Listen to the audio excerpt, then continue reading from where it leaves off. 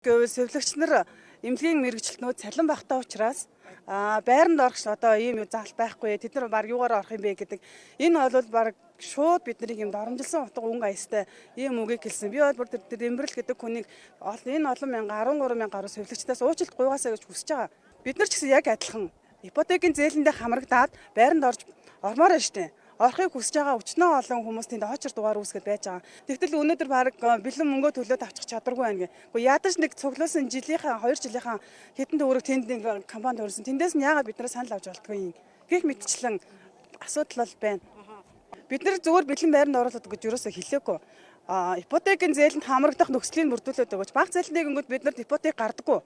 Ганц бие ээжүүд гингүүд гарахгүй. Өргөтлөө гингүүд гарахгүй. Тэ? Тэгэхээр яг иймэрхүү нөхцөл байдлыг л бүрдүүлээд өгөөч гэж байгаа байхгүй юу. Тэгээ цалингийн нэмэхгүй байж та нар баг цалинтай штэ гэж ярих шаардлага байхгүй.